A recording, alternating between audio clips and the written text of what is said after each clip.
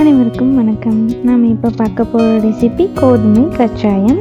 அதுக்கு நான் 2 கப் அளவுக்கு கோதுமை மாவு எடுத்துக்கிறேன். இதை நீங்கள் மைதா மாவில் கூட ட்ரை பண்ணலாம், நல்லாயிருக்கும். 1/2 கப் அளவுக்கு சர்க்கரை, ஒரு 4-5 ஏலக்காய் எடுத்து மிக்ஸி ஜாரில் ஆட் பண்ணி பவுடர் பண்ணி எடுத்துகிட்டு வந்துட்டேன்.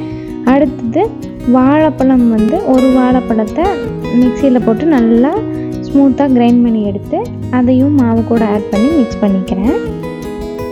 நீங்கள் கையிலேயே பிசைஞ்சு கூட உள்ளே ஆட் பண்ணிக்கலாம். அடுத்தது இன்னும் கொஞ்சம் தண்ணி ஆட் பண்ணி மிக்ஸ் பண்ணி கொடுத்துக்கலாம். தேவையான அளவு தண்ணி ஊற்றி இது ஒரு போண்டா மாவு பதத்துக்கு நல்லா மிக்ஸ் பண்ணி எடுத்துக்கலாம். இந்த கன்சிஸ்டன்சி கரெக்டாக இருக்கும். கூடனா கொஞ்சமாக உப்பு, ஒரு பிஞ்ச் அளவுக்கு சோடா உப்பு ஆட் பண்ணி நல்லா மிக்ஸ் பண்ணி கொடுத்துக்கிறேன். சோடா உப்பு போடும்போது நல்லா புஃப்னு உப்பி வரும். உங்களுக்கு வேண்டாம்னா போட வேண்டாம். ஒரு 1/2 மணி நேரம் ஊற வச்சு எடுத்துக்கலாம் மாவை. இப்போ நல்லா ஊறிடுச்சு. இனி நாம் இதை கச்சாயமாக சுட்டுக்கலாம்.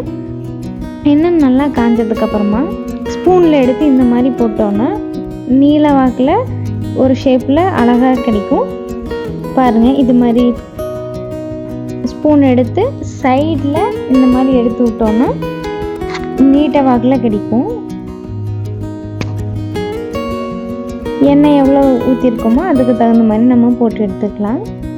இடையில மிக்ஸ் பண்ணி கொடுத்துக்கோங்க. மாவு கொஞ்சம் நல்லா வெந்து வரணும். பாருங்கள், இந்த அளவுக்கு ஆனதும் நம்ம அதை எடுத்து வச்சிடலாம். அடுத்தது ஸ்பூன்லேயே ரவுண்டாக எப்படி போடுறதுன்னு சொல்கிறேன். ஸ்பூனில் தேவையான அளவு மாவு எடுத்துகிட்டு மேலேருந்து கீழ் வாக்கில் எடுத்து விட்டோன்னா ரவுண்ட் ஷேப்பில் கிடைக்கும். இதையும் நல்லா மிக்ஸ் பண்ணி கொடுத்து நல்லா கோல்டன் ப்ரௌன் கலர் வந்ததுக்கப்புறமா நம்ம எடுத்துடலாம். இல்லை உங்களுக்கு ஸ்பூன்லலாம் போட வேண்டாம், கையிலேயே போட்டுக்கிறேன்னா ரவுண்டாக சின்ன சின்ன உருண்டைகளாக கையில் எடுத்து போட்டுக்கோங்க.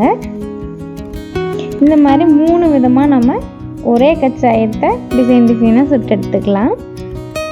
இதுவும் நல்லா வெந்ததுக்கப்புறமா எடுத்துட்டேன். பாருங்கள், நல்லா உப்பி வந்திருக்கு.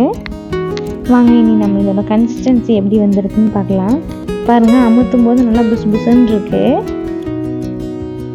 இதை நம்ம பிச்சு பார்க்கும்போதும் நல்லா உள்ள புஃப்னு ஸ்மூத்தாக இருக்குது. பாருங்கள், இதே மாதிரி செஞ்சு பார்த்துட்டு எப்படி இருந்ததுன்னு கமெண்ட்டில் சொல்லுங்கள். வீடியோ பிடிச்சிருந்ததுன்னா லைக் பண்ணிக்கோங்க, சேனலை சப்ஸ்கிரைப் பண்ணிக்கோங்க. தேங்க்ஸ் ஃபார் வாட்சிங்.